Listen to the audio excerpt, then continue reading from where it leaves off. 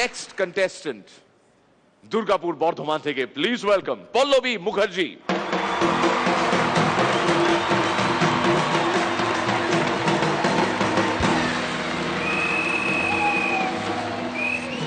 বিয়ে তো সবাই দেখেছেন, কিন্তু বিয়ের আগে থেকে শেষ অবধি যে ঘটনা ঘটে সেটা কি কেউ জানে?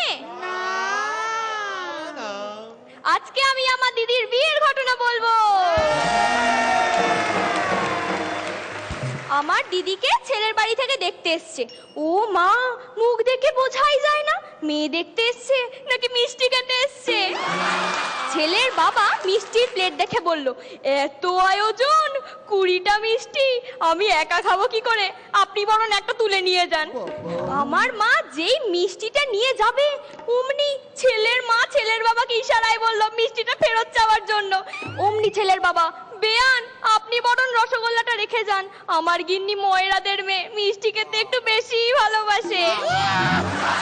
তারপর আমি আমার দিদিকে ওদের সামনে নিয়ে আসলাম।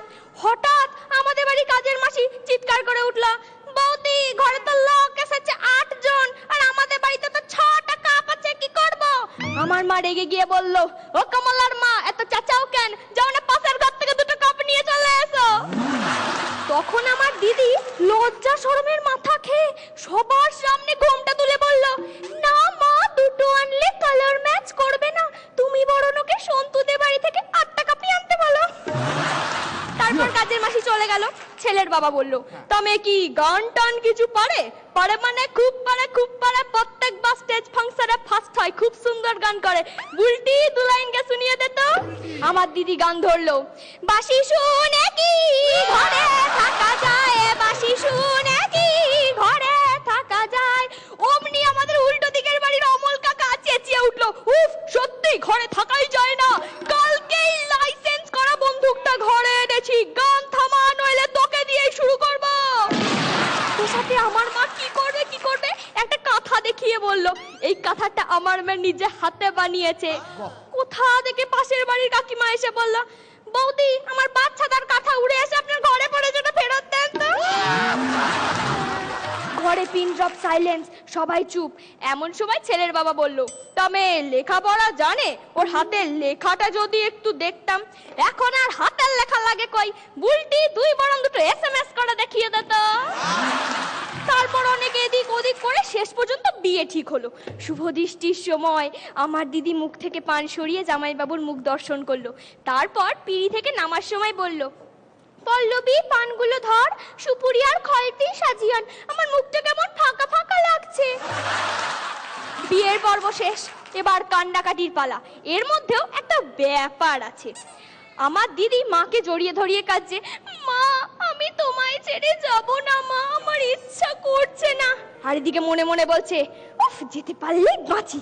তো কাল তো বাবার পকেট কাটলাম, এবার যাই নিজের হবু সন্তানের বাবার পকেট কাটি। এদিকে মা মুখে বলছে, যাস না বুলটি, যাস না, আমায় ছেড়ে তুই যাস না।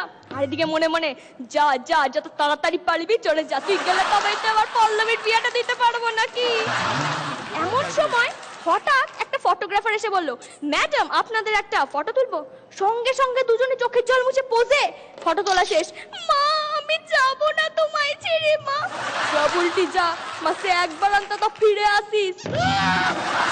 এই বলে দিদি গাড়িতে উঠে গেল। জামাইবাবু বলল, কেঁদো না বুলটি, কেঁদো না। উফ, সকাল থেকে অনেক ধকল গেল, জ্ঞান না দিয়ে আবার 500 টাকা দাও তো। মানে আর কি, আমার কান্না তো শেষ। আরে বা তোমার।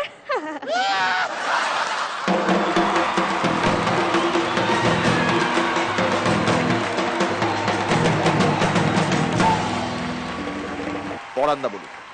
নতুন হিসেবে ঠিক আছে, কিন্তু হাস্যরস পরিবেশনের ক্ষেত্রে এই যে প্রেজেন্টেশন যেটা হলো, তার ভঙ্গিমাটা, এটা সম্পর্কেও সচেতন থাকতে হবে। যার জন্যে হাস্যরস পরিবেশনের ক্ষেত্রে একটু খামতি রয়ে গেল। কিন্তু তুমি ফাইন এফোর্ট দিয়েছো ওটাকে, কিন্তু ওই পদ্ধতিটা এই ধরনের বিষয়ে অ্যাপ্লিকেবল নয়। বুঝতে পেরেছো? পরান্দা, thank you so much. Thank you. তোমাকে চমৎকার দেখতে লাগছে, তুমি সত্যি যেটা পরান্দা বললেন, মীর বলল যে তুমি একটা নতুনভাবে একটা পরিবেশনা করছো, নতুন একটা সাবজেক্ট নিয়ে তুমি ডিল করছো, বাট সাবজেক্টটা কিন্তু সেই অর্থে নতুন নয়। আমরা কিন্তু এই সাবজেক্ট সম্পর্কে শুনেছি এবং অ্যাপ্রিহেন্ড করতে পারছি যে কি হতে চলেছে। ওই হাস্যরস যেটা পরান্দার ভাষায়, সেটাও কোথাও একটু ল্যাক করলো। সেটা তুমি ভালো অভিনেত্রী, তুমি ভালো এখানে অভিনয় করে তুমি দেখাও, কিন্তু আজকে সব কিছু কিরকম একটু তালগোল পাকিয়ে গেল, মানে আলাদা করে না ডিমার্কেট করা গেল না একটার সাথে একটা। All the best. রনিদা, পল্লবী, পরান্দা, শ্রীলেখা যা বললেন, মোটামুটি আমার নতুন কিছু বলার নেই। আমি দু একটা জিনিস একটু ক্ল্যারিফাই করব, হয়তো তোমার বুঝতে সুবিধে হবে। তুমি কোন গল্পটা করছো তার সাথে সাথে তোমার অভিনয়ের ধরনটা ঠিক করে নেওয়াটা খুব জরুরি। এবার তুমি যে গল্পটা বেছেছো, সেই গল্পটা নিয়ে বলতে গেলে তোমার নিজের একটা ঔদাসীন্য দরকার হয়। সেটাতে যদি তুমি তখন বাড়তি সেটার মধ্যে পার্টিসিপেট করো, যে সেটা তোমায় যে চমকে দিয়েছে সেগুলো তোমার গলা এলো, তোমার মুদ্রা এলো, তখন মজাটা কমে যেতে থাকে। তুমি যে ধরনটা নিয়েছো তাতে তুমি ভালো পারফর্ম করেছো, কিন্তু আবারও পরান্দার কথার একটা প্রতিধ্বনি করছি, গল্পটার সাথে তার পদ্ধতিটার একটা মেলবন্ধন হয়নি। পরের বার নিশ্চয়ই আরো ভালো হবে। All the best.